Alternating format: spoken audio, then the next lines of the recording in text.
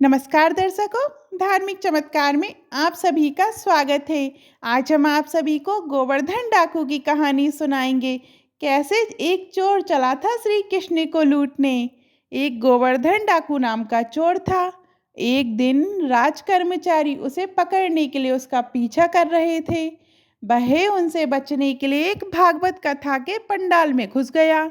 राज कर्मचारी वहां तक पहुंचे, लेकिन उन्होंने सोचा कि एक चोर सत्संग में नहीं आएगा और यह सोचकर वे वहां से चले गए।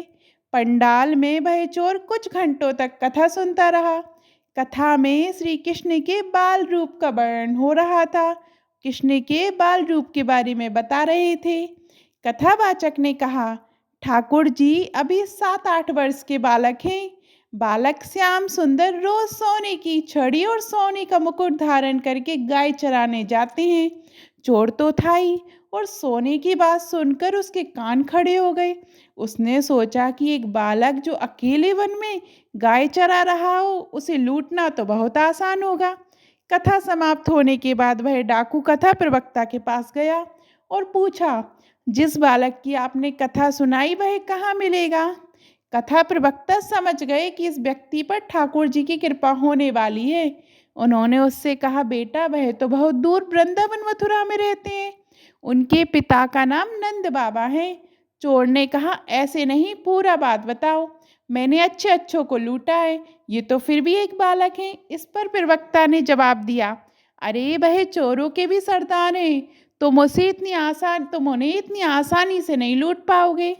डाकू बेहद अभिमानी था और उसने प्रवक्ता की बात सुनकर कहा, मैं कसम खाता हूँ, जब तक उस बालक को लूट नहीं लेता मैं पानी तक नहीं पीऊंगा। प्रवक्ता ने मनी मन सोचा कि अब इस डाकू का उद्धार निश्चित है, क्योंकि हमारे प्रभु तो इतने दयालु और उदार हैं कि यदि कोई उन्हें लूटने के इरादे से भी उनके पास आ जाए तो वह स्वयं को लुटवाने के लिए भी तैयार हो जाते हैं।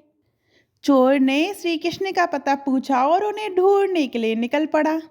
प्रवक्ता ने उसे वापस बुलाया और कहा, सुनो, वह बहुत निडर हैं। यदि वह तुम्हारे बल से ना डरें तो तुम अपने साथ थोड़ा माखन और मिश्री मिश्री ले जाओ।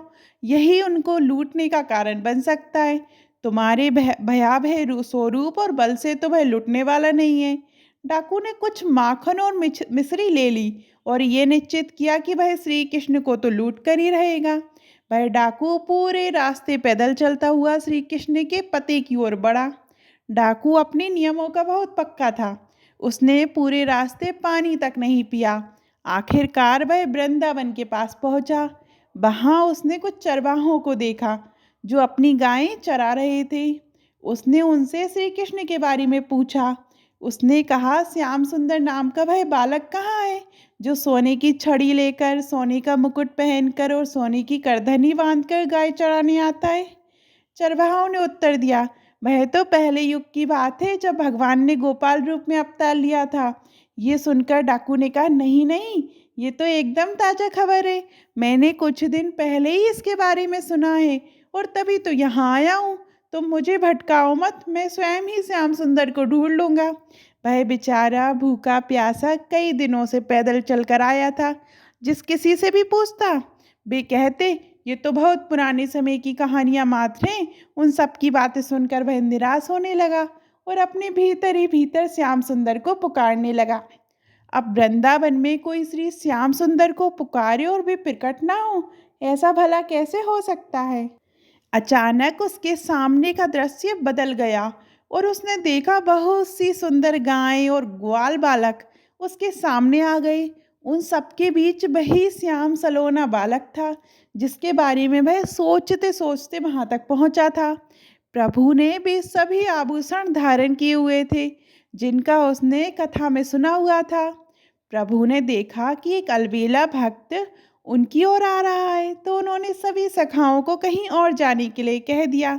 जब वह डाकू नजदीक पहुंचा तो उसने प्रभु से कहा, अपने सारे आभूषण उतार कर मुझको दो।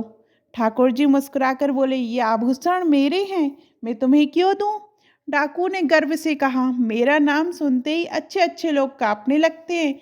जानता है तू मैं कौन हूँ। प्रभु ने भोलेपन से उत्तर दिया, मैं नहीं जानता तुझे, तेरा नाम क्या है। डाकू ने गर्व से कहा, मेरा नाम गोवर्धन डाकू है। प्रभु मुस्कुराए और बोले, तेरा तो बस नाम गोवर्धन है, पर मैं तो गोवर्धनधारी हूँ। ये सुनकर डाकू को उस कथावाचक की बात याद आ गई कि वह बालक डरने वाला नहीं है। डाकू ने बहुत प्रयास किया, लेकिन प्रभु पर कोई प्रभाव नहीं पड़ा। अंततः उसने हार मानकर कहा, सुनो, मैं तुम्हारे लिए माखन मिश्री लाया हूँ। ये सुनकर ठाकुर जी खुश हो गए। उन्होंने सोचा, दुष्ट होने के बावजूद इसने भगवत कथा पर इतना विश्वास किया और मुझे ढूंढते हुए यहाँ तक आ गया। ठाकुर जी ने माखन चखा और मुस्कुराते हुए कहा, तू भी तो इतने दिन से भूखा है, ये बचा हुआ माखन खा ले। इसके बाद प्रभु ने कहा, ये सब आभूषण ले जा। मेरी मैया के पास बहुत आभूषण है, वो मुझे नए आभूषण पहना देगी। जब उसने प्रभु प्रभु का दिया हुआ प्रसाद खाया तो उसके सारे विकार नष्ट हो गए। उसके भीतर की दुष्टता समाप्त हो गई और वह प्रभु की कृपा से बदल गया। उसकी आंखों से आंसू बहने लगे। वह प्रभु के चरणों में गिरकर रोने लगा। ठाकुर जी ने फिर कहा, ले जाइए सारे आभूषण। लेकिन उसने हाथ जोड़कर कहा, प्रभु, मैं आपको छोड़कर ये आभूषण कैसे ले सकता हूँ। ठीक उसी क्षण उसकी मृत्यु हो गई और वह प्रभु का नित्य सखा बनकर उनकी सेवा में पहुंच गया।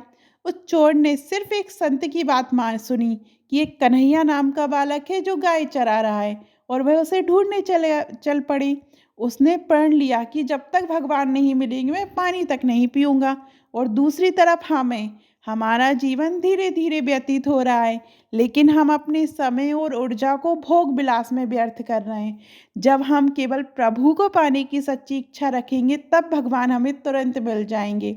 हम लोग ज्ञान सुनते बहुत हैं, समझदार बहुत हैं, हमें पता है कि क्या नहीं करना चाहिए, लेकिन भजन ना होने के कारण हम उसको अपने जीवन में उतार नहीं पाते। नाम जप शुरू करो, अभी बात बन जाएगी। आज एक निश्चय करो कि मुझे इस मार्ग में चलना है, पाप नहीं करने, किसी का दुख नहीं, किसी को दुख नहीं देना, किसी का अहित नहीं करना, तो आपका मंगल शुरू हो जाएगा। आपको ये कहानी कैसी लगी कमेंट में ज़रूर बताइएगा।